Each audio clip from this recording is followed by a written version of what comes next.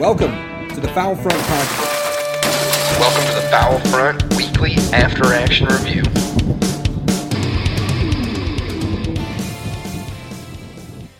Hey there, Fowl Front.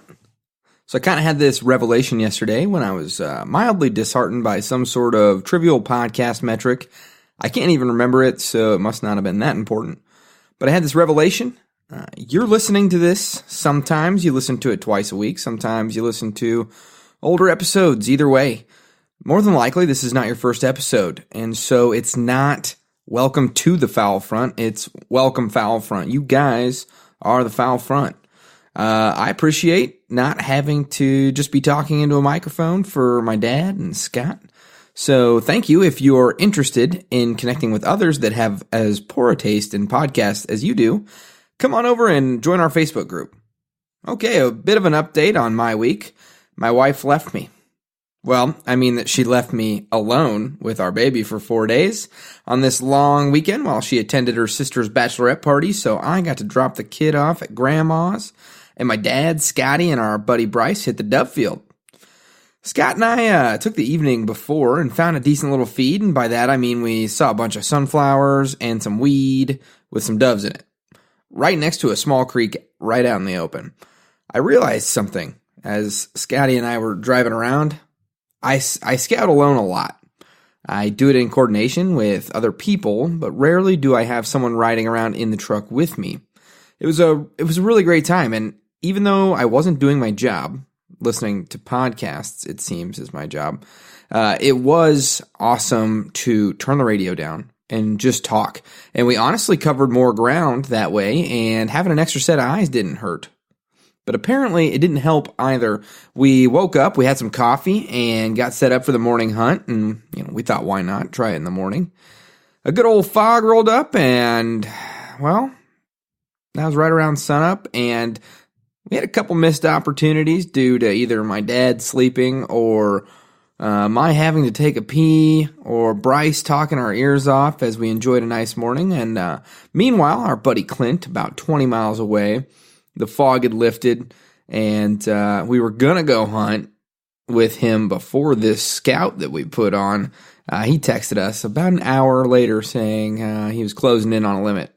Oh well, it was a great day to get out, and the evening hunt was a little bit better for the boys, but I opted out due to my domestic duties, and I didn't just abandon my wife and kids like Scott did.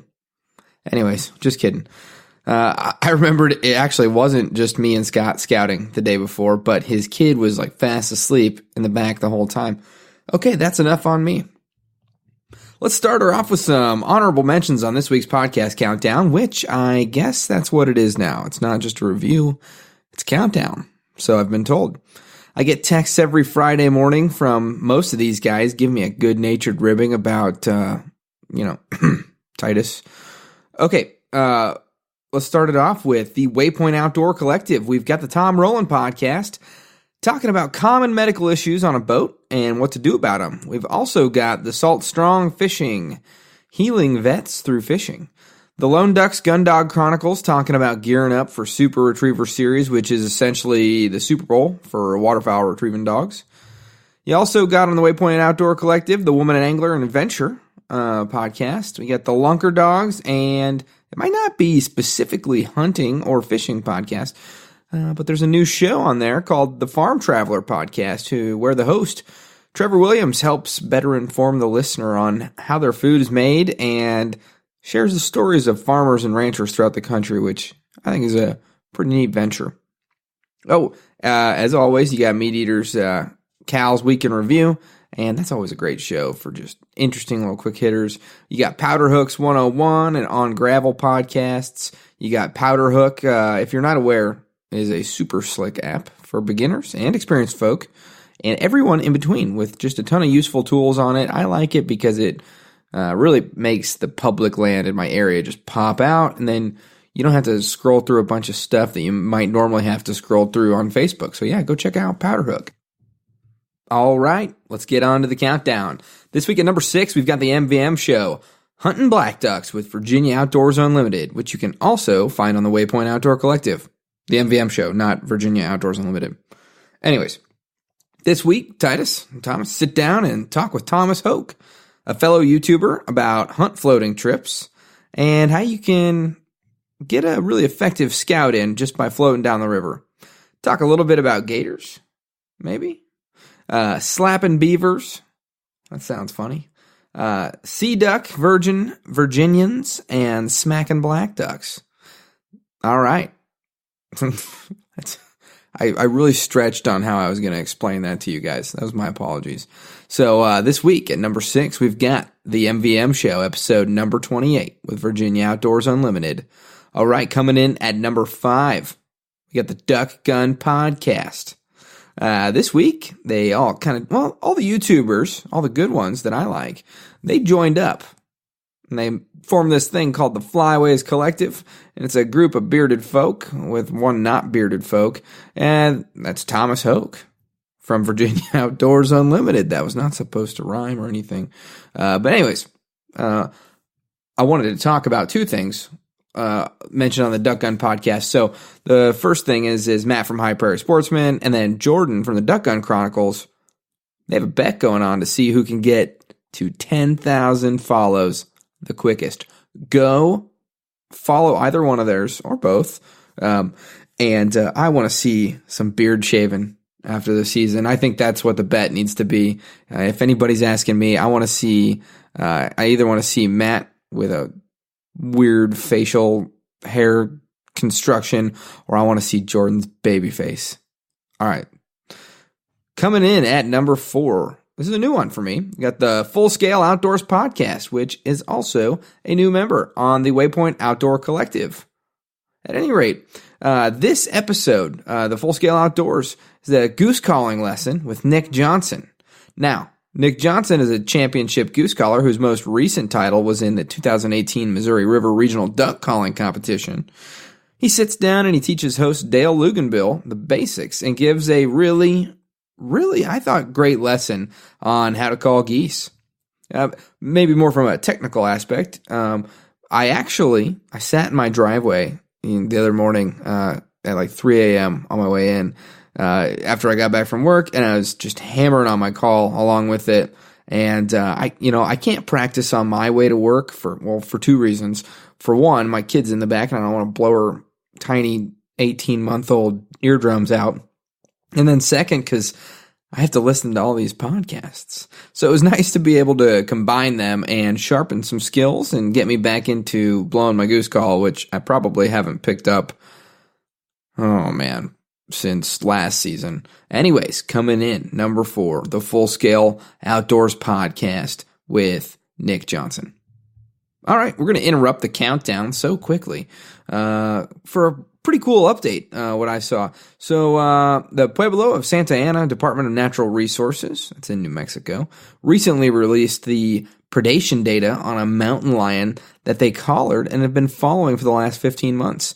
Now, during that time, Broken Leg, the name of the mountain lion, for obvious or unobvious reasons, had, over that 15-month time frame, killed and eaten 68 times. Now, I want you to think for a second about what you think the top 3 most consumed animal or prey were by this New Mexican mountain lion while I get back to the countdown. Don't think too hard, so you got to multitask, guys. You know what? I don't think that's going to work. Okay, so I'm just going to go into it and tell you what this dang thing ate. So coming in at number 3 of Broken Leg's diet is coyote, which I kind of thought was weird. I didn't really think cats would eat coyotes. I thought that was kind of strange. Number 2 was elk. I think I kind of saw that coming. I think that happens frequently. But apparently, most of them were calves, which I suspected, but 2 were actually bulls. So and he ate damn 17 elk, and 2 of them were bulls. So that's pretty impressive, for like what looked to be an 80 to 100-pound cat or something like that.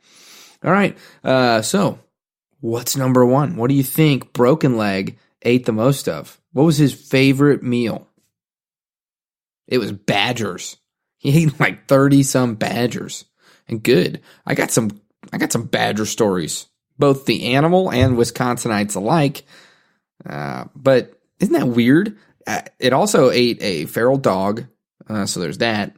And then just my last little comment on this little story is New Mexico is a really neat place with super weird water laws. But if you want to hear more about the weird water laws, go check out the most recent episode of Cal's Week in Review podcast from the Meat Eater.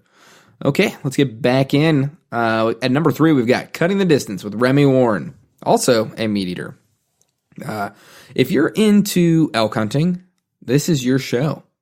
Remy gives really actionable advice on specific hunting scenarios and some pretty crazy stories. In this episode, you'll figure out how to call in quiet bucks, what happens when you sleep near 700-pound forest horses that have swords on their heads, and then he makes an announcement that's really important for non-elk hunters about the future of his show. All right, let's get to number 2. At number 2, we've got the Big Honker Podcast. Now, I combined it because there was 2 episodes that I really liked, and that was episode 203 and 205, where Jeff and Andy talk about, first, in episode 203, scouting and all the methods and techniques. We always hear, oh, hey, go scout. Scouting's important. Scouting's the most important thing. You got to go scout.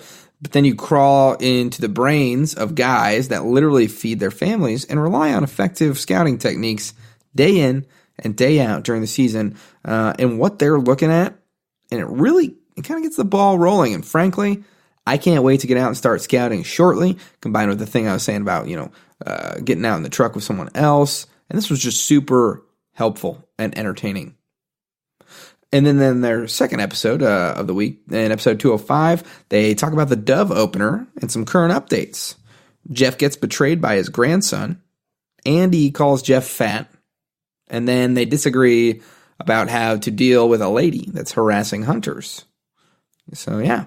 All right. Episode numbers 203 and 205 of the Big Honker Podcast. All right. So, coming in, number 1, drumroll. We've got the End of the Line Podcast, episode 391, The Innovator, part 1.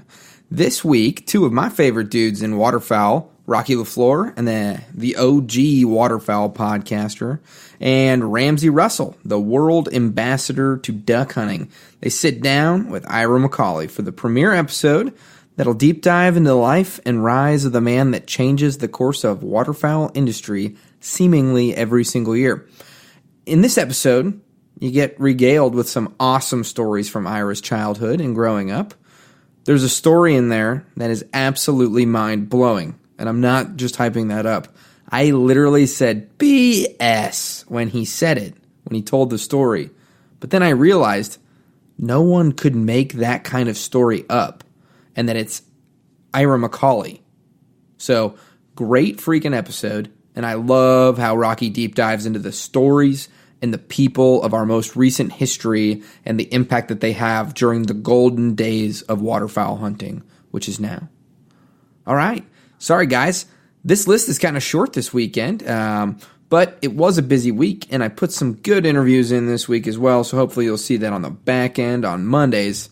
As always, if you haven't listened to Monday's episode of the Fowl Front, go check it out. I sat down with my dad, and we talked about his experiences through hunting all these years and how it's brought us together, and some interesting stories I didn't even know myself. Also, get a peek into that sentence that I always say, which is, quote, I grew up hunting upland, quote, unquote. Is that how you say that? This is one of my favorite episodes that I've recorded thus far, and it's because I recorded it for my daughter, and then I'm letting y'all listen to it. And I'm really glad that I can share such a special man with you all. Okay, I'm heading to bed. You all enjoy your Friday. If you're familiar, my buddies and friends of the show, Alec and Alex, took advantage of the long weekend, and they went and got after some Illinois birds, and I am just absolutely pumped to get out into the marsh in about a week and a half with Elliot and Jordan from the Duck Gun Podcast and the Flyways Collective. Our wives are going to be there for the teal opener here in Kansas. It's going to be awesome. We're staying in a cool cabin. All right. Oh, man. Hey, I forgot to give you my weekend weather report. So apparently Nebraska is going to be extremely windy this Saturday. So watch out, teal hunters. This unseasonable and strange weather pattern is apparently because Colorado sucks and Iowa blows. Go Big Red and kind of Rutgers, but really just the Huskers. Bye now. Oh, damn it. I didn't click I was supposed to say bye now and just like click off, but I'm still here, so it's more awkward.